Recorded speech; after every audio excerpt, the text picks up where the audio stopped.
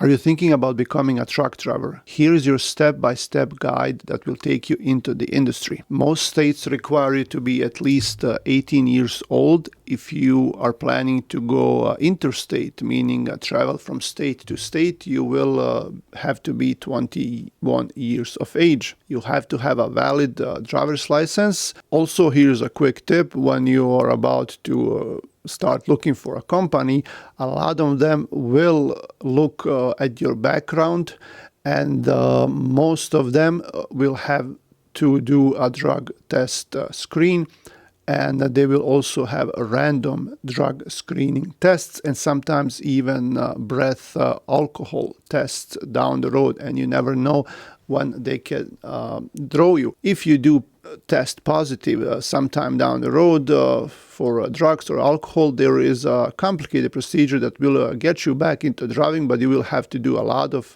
tests, and it will take some time to do that, and it will be on your record. Next thing you have to do is decide on the type of trucking you want to do. Is this going to be over the road? Is it going to be local? Are you going to be driving a straight truck or a truck with trailers? Are you going to do doubles or triple trailers, hazmat, flatbed? A lot of that, there is a lot to research. If you're looking into getting a CDL, you most likely know what kind of trucks you want to drive. Some people will try to get their CDL-B first, and that will let you drive these straight trucks without a trailer, but that will limit you. It is much easier to get the license, much cheaper, and much easier to drive those trucks, of course, but you will be making less money, and you will be having less opportunities with a CDL-B. Even if you're planning to do a CDL-B work, I would still recommend getting a CDL-A. You never know when you might need it, and sometimes down the road there might be an opportunity that you cannot miss, and now you don't have your CDL-A. Also, it's a nice thing to look into endorsements. Some endorsements you don't have to do any driving. For example, if you want to do tanker or hazmat, it will include a lot of additional learning, but the pay that you can get is better. And then you can get more jobs that way, because a lot of companies will require you to have a tanker or a hazmat endorsement. Keep in mind, if you're doing a hazmat endorsement, there will be some background investigation and figure printing involved when you do that. But a hazmat will give you additional things. You can have access to additional things that have nothing to do with trucking, but generally it's a nice thing to have that. A lot of new drivers will get their training on automatic transmissions, and they will have that restriction on their driver's license. So if you have a restriction that you can drive only automatic transmissions, then you won't be able to drive a manual transmission, which is limiting yourself. I would advise to learn get training with a manual transmission and not have that restriction on your CDL. Now, how to get a CDL? I was very fortunate to get my CDL for very cheap. I was training with my brother, and you can do the same thing in Michigan, same as your car license. So here in the United States, it's very easy to get a driver's license. In most countries, for example, where I come from, and in the rest of Europe as well, you have to have a professional training, that someone has to train you to drive a car. And you have to have all those tests, same as here, but they're much more strict. Sometimes you will have a night driving, and most cars are still a manual transmission in Europe. So with a manual transmission and you're a new driver, it's very hard to learn all of that. And here in the United States, you can pass a written test, and you can have someone train you, someone that does have a license. There are some regulations and some rules for that, but generally someone with license can train you, and then you can go take a driving test. So at the end, your driver's license may cost you like $50 to $100, whereas in Europe it may cost like €1,000 to €2,000.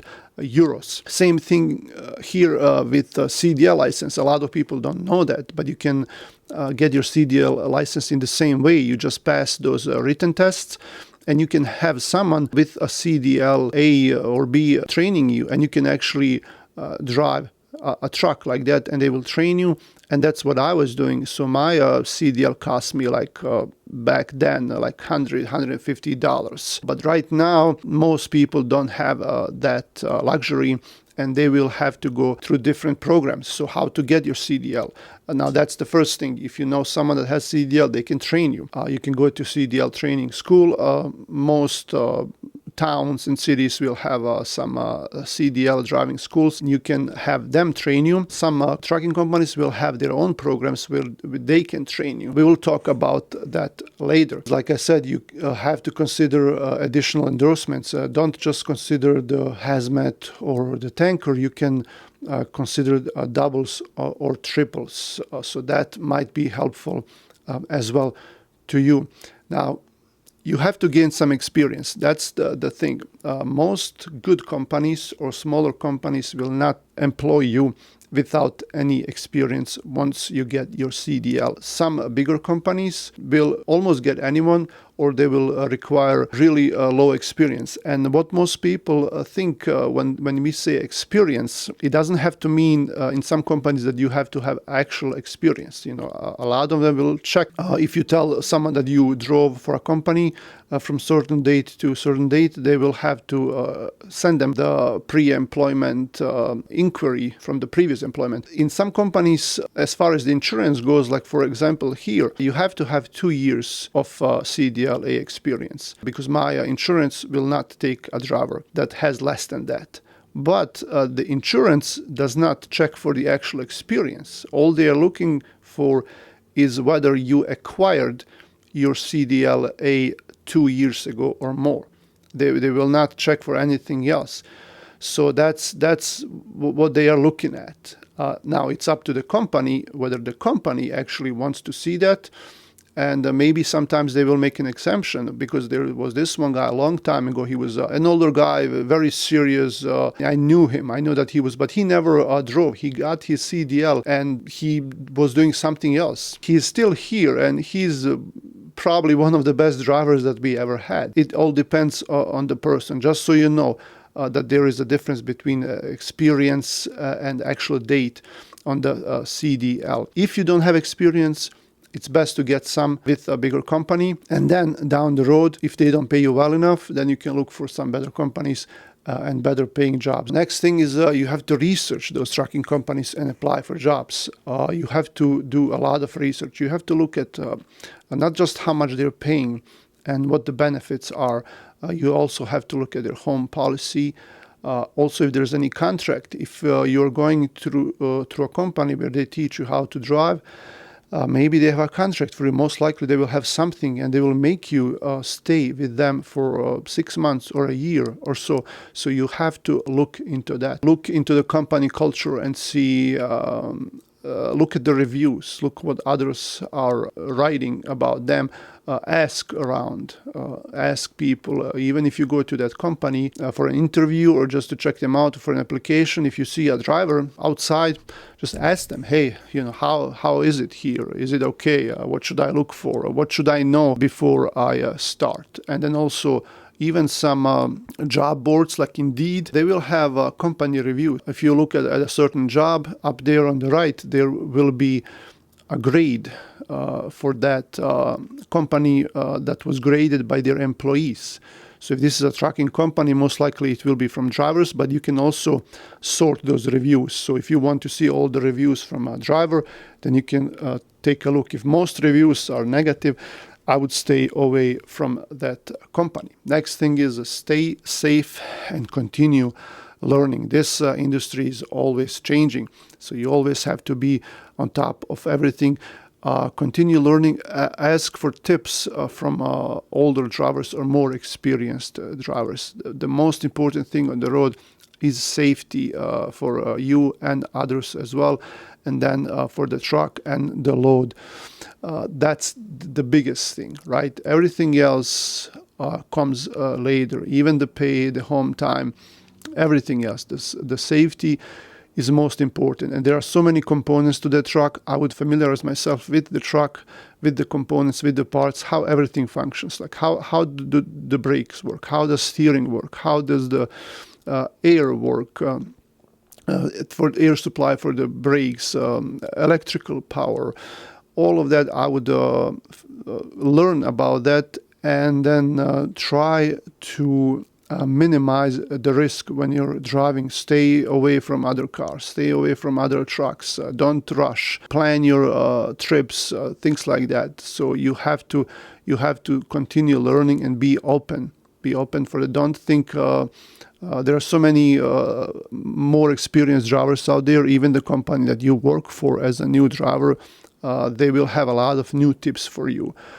Some of that may not make sense, but you should follow the company rules. And if they tell you need some additional training or you need to do a test or something like that, they give you tips. I would just listen and do my best to follow that, right? Of course, you're not gonna listen if someone wants you to do something illegal, like on your logbooks, or drive faster or stuff like that. But as long as this is legal and it makes you more safe, then I would try to do that. Then later on, when you get experience, then you can kind of have your own way of doing things. Next thing that I want to tell you is that you have to know that these CDL schools are expensive. It can be thousands. It will be thousands of dollars, like $2,000, $3,000, $5,000, $6,000. It depends on the trucking school. So you have to be able to come up with that money. Some of them will offer financing, but you have to look at the payback terms. And even, like I said, if you're driving for a company and they teach you and train you, you have to see like how much they charge you for that, how long you have to stay, and what are the stipulations of that contract. Also, another thing is you have to understand that there is a medical exam. Every 2 years you have to pass a physical, what we call it, and you have to be healthy. They will check your eyes, your ears. They will sometimes even check if you can lift things. Because I had one like that, one job long time ago. You had to lift some things because it involved lifting. They will check your blood pressure, and sometimes they will check your urine too. Sometimes they will give you a 1-year medical certification. You have to come back in 1 year if there is something going on. Sometimes if they think that you're overweight, they will measure your neck. And they will talk to you about sleep apnea, see if you have that. So just make sure that you're somewhat fit. Most people will pass unless you have something really bad going on with your health, but just know that there will be this test. And last but not least, consider becoming an owner-operator. After some years of experience, you can buy your own truck and become your own boss. If you buy your own truck, I would consider leasing on to a smaller carrier. There are some bigger carriers, and some people are very happy with them. And I understand if they find themselves there.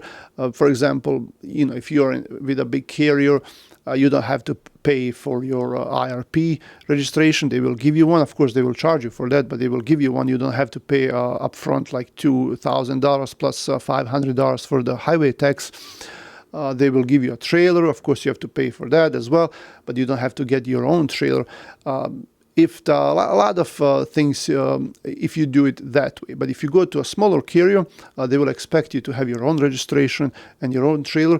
But in the long term, you will be saving money that way because you have your own stuff. You're not tied to anyone. If you want to change companies, you can always switch because you have everything that you need for your truck. If you don't have all those things and you're driving for a company as an owner-operator and you're looking for another one, then you have to find a company that will offer you all of that, right? Because you don't have it. In my opinion, if you're an owner-operator, you should have all of that. You have more independence in the sense of that, and you will be saving money long term.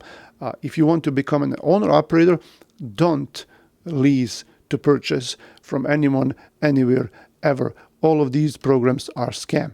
I made several videos about that. If they have a truck and they tell you, hey, you can become an owner-operator and all you have to do is pay us like $500-800 a week. We will charge you a lot for the percentage. This truck will not be yours in 2 to 3 years. You will not make any money. You will owe us a lot of money even if you don't drive, and it will add up. So if you take like a couple of weeks off or 1 week off, then all of those expenses will be waiting for you, and you will need like a month or two to start making money again. And at the end, this is not your truck. After 1 year, you will just tell them, hey, here's your truck. I can't afford it. And you pay them all this money and they got their truck back, and they're going to give it to the next person. So if you want to become an owner-operator, buy your own truck. Buy your own truck, be your own boss. Also, we here at Usora Express, we are always looking for owner-operators who have their own trucks, who are serious and dependable. And if you want to talk to me about that, my contact information is in the description of this video. Thanks for watching. This is Anis from Never Stop Trucking.